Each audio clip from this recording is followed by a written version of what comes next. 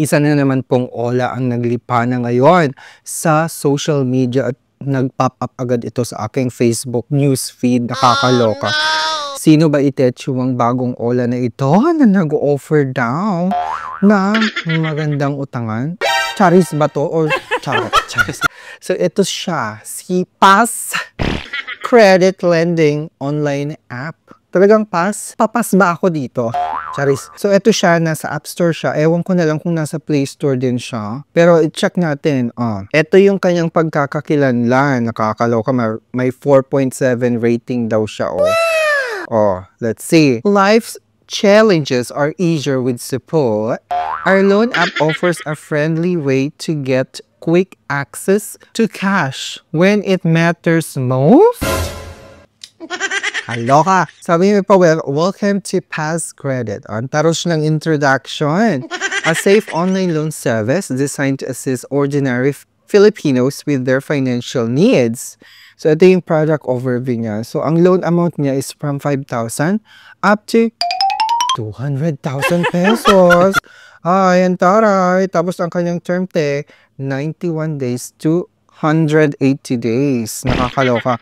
APR is 31.45%. Tapos wala daw transaction fees. Really? Ang service fees niya is from 50 pesos to 2,000 pesos. Ang kalokang 2,000 pesos plus meron pa siyang 1% service charge. Just ko Lord. So, bakit daw si Pass Credit ang iyong pipiliin? Kasi nga, easy steps daw. Ano yung easy step? Napakadali naman talaga mag-download ng app. Tapos, i-choose mo lang yung amount, hindi ba? Di ba? Tapos, clear fees. Ano yung clear fees?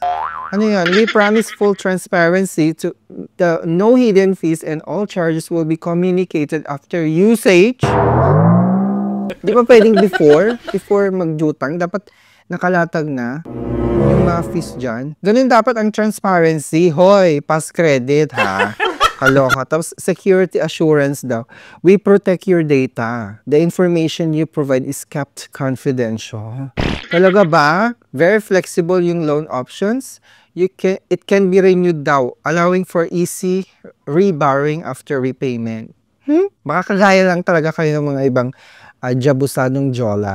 Anyway, sa mga hindi pa nakakapag-subscribe, bago tayo mag-subscribe na kayo mga memorya sa ating channel, ha? Tapos may 4.7 ratings siya. Okay. So, ito yung mga sinasabi nila. Check natin. Ay! Agad-agad scam. Not recommendable daw. Scammer harassment. Sabi, nagmura siya. Sabi, jutang ina nyo Mga jutang ina nyo, due ko ngayong araw, pero kahapon pa na jaras kayo, binayaran ko muna ng 1,050 para tigilan nyo ako. Mga jatay jutom kayo.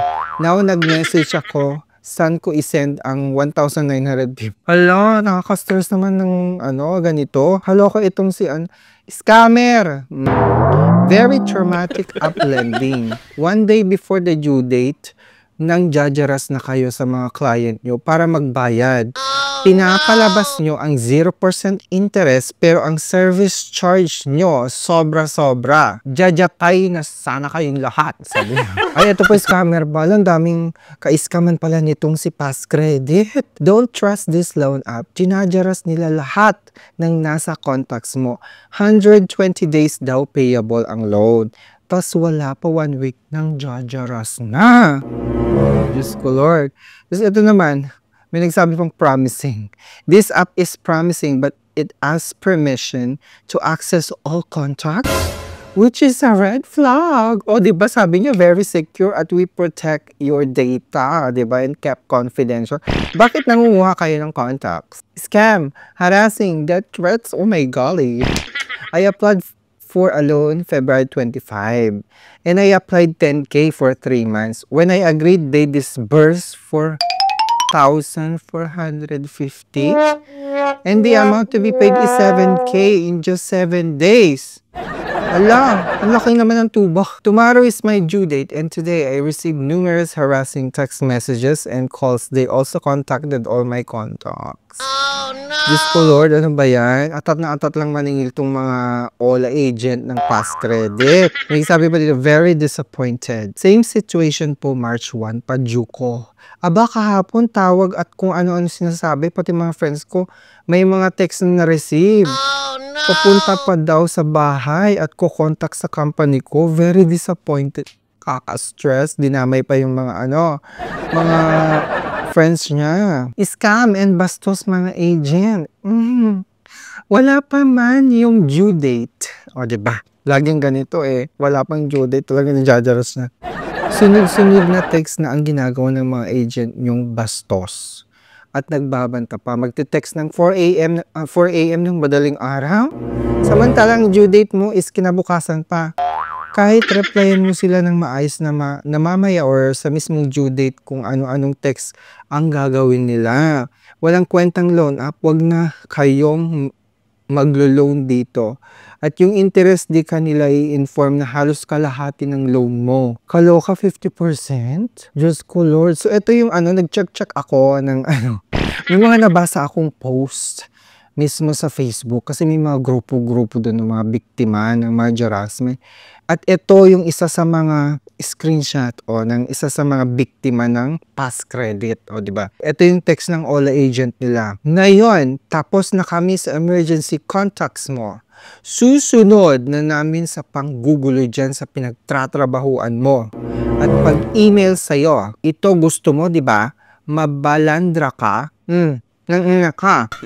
Pag yan wala pa din ngayong oras na to, magsisimula na kami sa account mo. Matigas mo ka mong ka. Pag yan, di mo pa din binayaran ngayong oras na to, pati anak mo, kamag-anak mo, pamilya mo, pati sila makakatanggap ng maraming message at di magagandang mensahe galing sa amin. Ilang beses na kami nagsabi sa'yo na bayaran mo na yan ngayong oras na to, di ba o ngayon, pag yan wala pa rin, payakang ka. Lalong-lalo dyan sa pinagtratrabahuan mo. Madami pang madadamay. Ito tatandaan mo, nag-uumpisa pa lang kami. Oh, no! Diba? Sinong dyan? Hindi mawiwindang dyan sa mga kaputahan ng past credit Ola agent mo. Diba? So, hindi magandang utangan. Itong si past credit. Kung naglipa na ito, nag-a-appear dyan sa phone ninyo, i-close nyo at i-report nyo agad. Itong si past credit. O diba? Mag-iingat kayo. Huwag kayong basta-basta magda-download ng kung anek-anek na makikita yung mga bagong Ola, ha? Mag-check muna kayo ng kanyang legitimacy. And of course, chinek ko din to, wala siya sa SEC. So, ayan, mag-iingat kayo. Huwag kayong magpapascam. Panoorin nyo muna yung mga videos ko, yung mga reviews ko. For sure, may mga review tayong maraming ilalabas about sa mga Ola nito para ma-update kayo lagi, hindi ba? Maraming salamat, Mamang Maria. Don't forget to subscribe. Click the notification bell para every time magkakaroon tayo ng ganitong video.